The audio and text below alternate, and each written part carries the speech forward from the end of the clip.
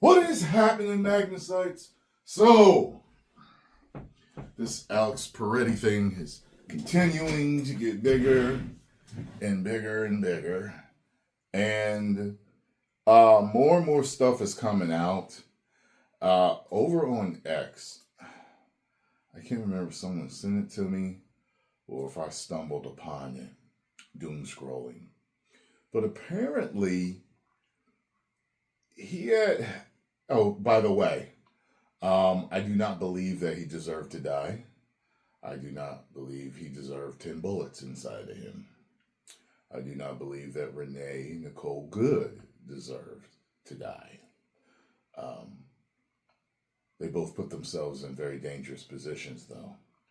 And all of this could have been avoided, and they shouldn't have done this. But, okay, so there's the thing with the... With the Photoshop picture going around, it's all over the place, where it's like they made him look more attractive for the halo sympathy effect, the halo effect. And let me see if I have this. There's another thing that I saw that said that he was fired let me see, was actively tracking ICE. Is that the one? But he was fired for some stuff that he did while being a caretaker. I was like, what in the hell is going on? And then they got him part of this group that's tracking ICE and causing all types of problems with ICE. And I'm just like, good Lord, man. This dude was active at agitating. You know what I'm saying? Well, this new video has come out. And basically what it shows is him wilding the hell out, damaging ICE trucks and cars.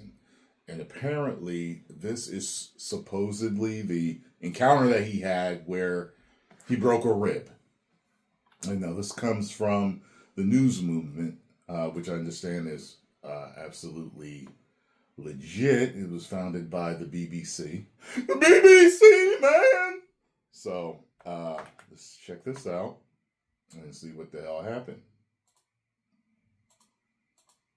This is a moment the news movement filmed on January 13th in Minneapolis, showing a man who appears to be Alex Pretti interacting with federal immigration agents 11 days before Border Patrol shot and killed him. Our footage was analyzed by the BBC. Strike one. Started to damage ICE property, government property. Why? If you're a peaceful protester, you don't do that. By the way, when I first started watching the film, I was like, this looks better than a phone. What? And then he said that those news people were out there filming this stuff, the chaos that was going on. I've seen on social media, videos of people dying. I hate when this thing does this. I have seen on social media different videos of people dying from damaging other people's cars, from purposely vandalizing their car. They have been shot or whatever. Whose facial recognition technology confirmed his identity to a 97% degree of accuracy. Well, you could see it was him. I mean, it's clearly him. On the morning of January 13th, our team received a tip that federal agents were blocking a street at the corner of East 36 and Park Avenue in Minneapolis. We arrived around 10:15 a.m. Like, at no point did I start to watch this and be like, that ain't him. That ain't the dude in the other video. I was like, yeah, it's him. We saw observers shouting at the agents as they walked spitting back at agents. Vehicles. When they started driving away, the man kicked their taillight. See? An agent then got out of the vehicle, grabbed him, and pushed him to the ground.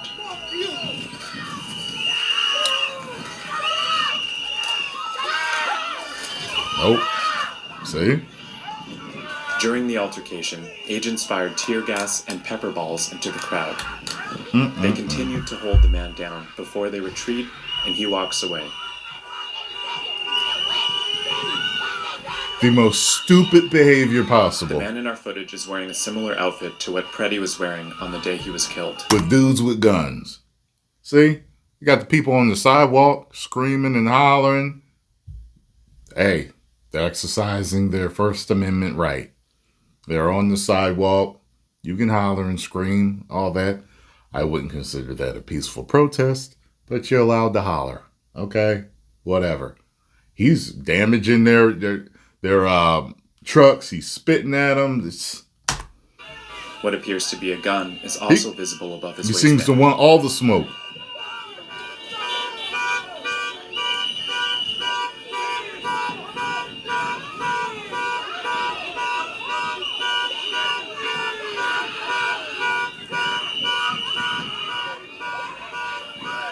Here, he continues to stand at the scene.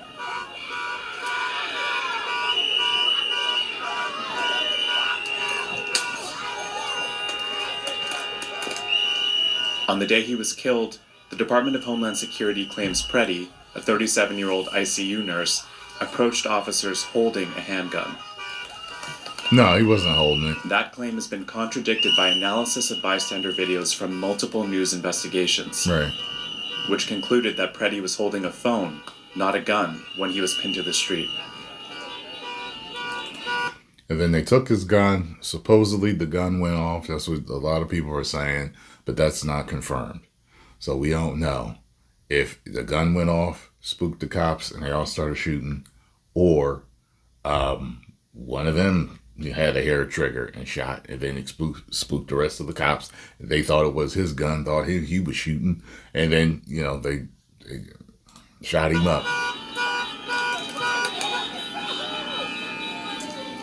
I do know this, though. I was watching a couple of different lawyers on this, and seem to be different levels of what they think is legal and illegal here. But apparently there is some illegal stuff going on here.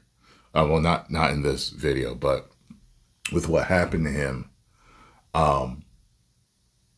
At first, the ICE agent, Border Patrol, was pushing that woman. And I was watching a few different lawyers on it talking about this. And they were talking about, like, that's an issue right there. Excessive force, whether he needed to use it or not. And a few other things with them grabbing him and everything. So I think that some people are going to get in trouble for this. So, I don't know if they're going to get fired or transferred or what, but I think some people are going to get in trouble for this. And at the same time, I still say, I look at the root of it. I wouldn't have been there. Or if I was there peacefully protesting, I'd have been on the sidewalk.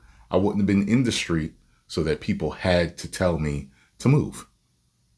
If you're a protester, know the rules, know the law, so you know your limits, what you can do and what you can't do. Be fully ready. So if something happens and you're on the sidewalk, you know what I'm saying? And see, here's another reason why I wouldn't be there. Okay, you don't know who's crazy. Whether it's law enforcement or other protesters, you don't know who's crazy. You don't know if it's going to get really out of hand. Bullets could start flying. Flashbang could start flying. Rubber bullets could start flying. Real bullets could start flying. Tear gas could start flying. Pepper spray could start flying. All of those, I don't want none of them. Never thought in my life that I wanted to deal with none of them. You know what I'm saying?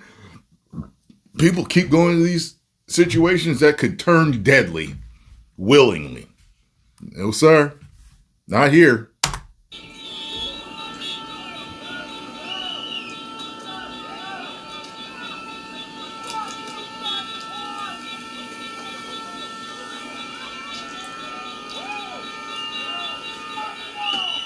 Shortly after the altercation we filmed here on January 13th, federal agents drove away. Soon after that, Look at all we that left the truck scene. gas. Wow. Look at all that. That is wild. Wow. It is what it is. I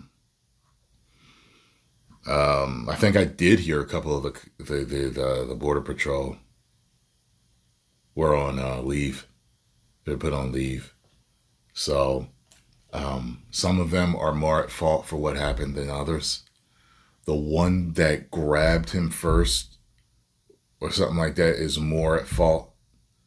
Like I said, I was watching a few videos on this. So I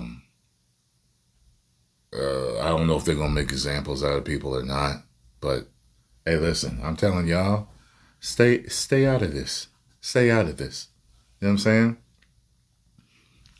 It ain't worth your life, is it? Is it worth your life? No. No. I mean, people are marching and rioting and snapping and flipping out over people being rounded up that committed crimes. Okay, like that's why I'm just like, it's totally, you know. People are like, oh, what's the way they're going about it? Okay, well, you need to be protested in every city, every single day, because cops mess up and make mistakes or are overly brutal almost every day. It happens in cities all over the United States. So make sure you peacefully protesting every day for every situation that it happens in. For every single situation. Okay? And make sure you protest for all the criminals, every single person that commits a crime that's ever possibly hurt when things aren't done the right way. Make sure you're doing it. Because this is it's like a beacon. It's this particular situation is a major political talking point. It's part of the political theater that is going on. And it wasn't happening when Obama was getting rid of 2.5 to 3 million. It wasn't happening like that with the kids in the cages. It wasn't happening. And people keep writing me telling me that several people did pass away with the whole deportation thing with Obama. Okay, so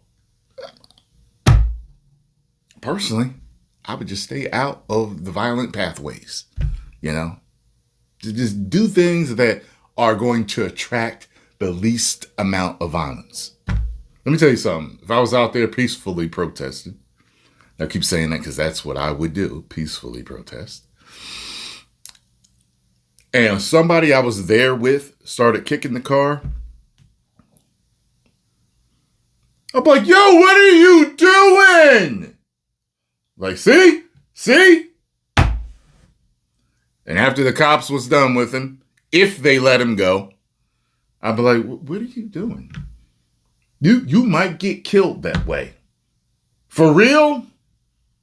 That was worth it, getting roughed up, breaking a rib? Like, come on, bro. You know what I'm saying? People are ridiculous, man. Ridiculous. Post your comments down below. Let me know what you think about this situation. If you enjoyed my thoughts on it, make sure you hit the like button, subscribe, and share.